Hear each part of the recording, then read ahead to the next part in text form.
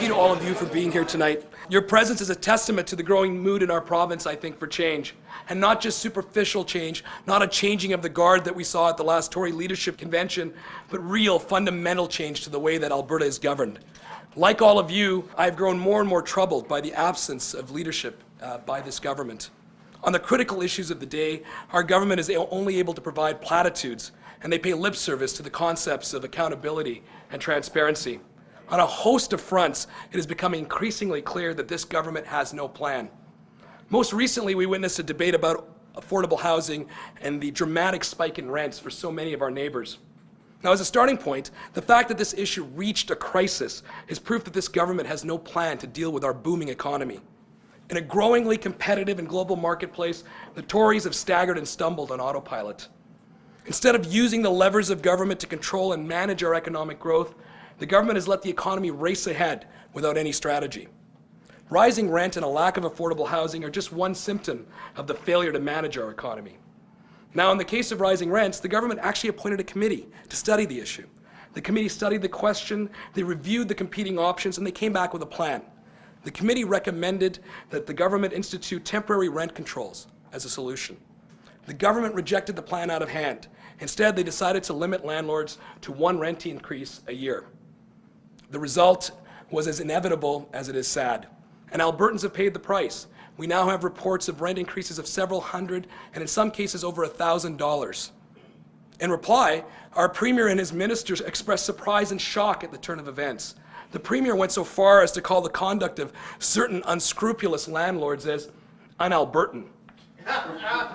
But let's be clear, he offered no solutions. He offered no plan, just a vague promise that his minister would meet privately with landlords and have a discussion.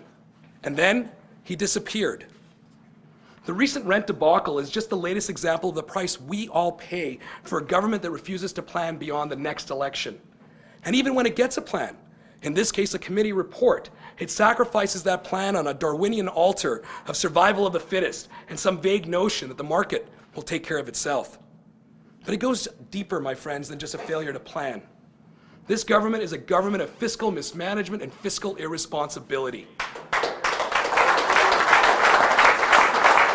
Since 1971, when the Tories came to power, $220 billion in oil and gas revenue has been collected by our government. Let me say that again, $220 billion. Over 93 cents of each of that $220 billion has been spent and squandered by the Tories.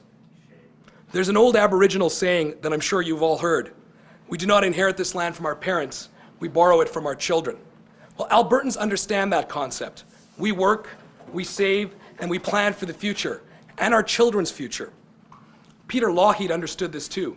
After investing in our infrastructure, our schools, our colleges, and our universities, after investing in our healthcare system and in our roads and in our highways, after investing in our cities and in our towns, Premier Lougheed set up the Heritage Trust Fund. With foresight, Peter Lougheed anticipated that famous bumper sticker in the 80s. Lord, please give me another boom. I promise not to waste it away again. Or something close to that. Waste might not have been the word. Today, the famous rainy day fund is just at $15 billion. It has withered away and been abandoned by successive Tory governments. Now compare that to Norway, who has $230 billion in its petroleum fund. Or closer to home, Alaska, which has $37 billion in its permanent fund.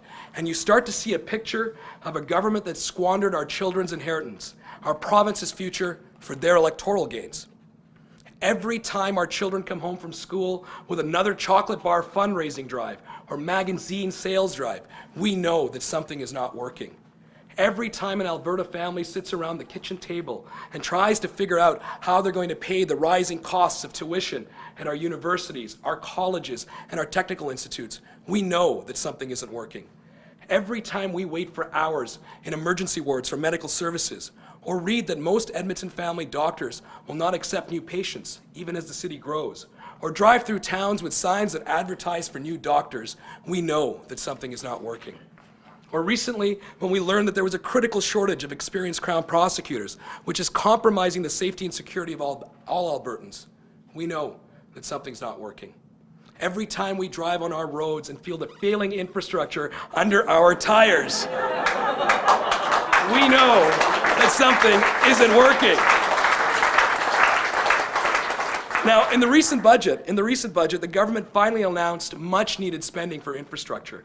But as Graham Thompson of the Journal noted, these expenditures are going to cost Albertans an extra $1.3 billion because of the increase in costs in completing the work. So if part of what's not working is revenues being frittered away by the Tories, the other piece of the puzzle is lost revenue. As an example, there's been some discussion of increasing the province's royalty rates for oil and gas.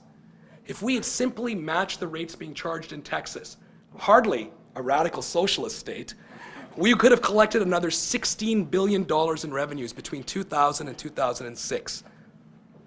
So where was the plan? Where was the Premier and his Minister of Finance, Lyle Oberg, when these decisions were not being made? Well, in fairness to the Minister of Finance, he did tell us that this is the way it was. It was only a year ago that he announced that there were hidden skeletons in the closet of the government. Everyone was fixated on what this meant for then Premier Klein.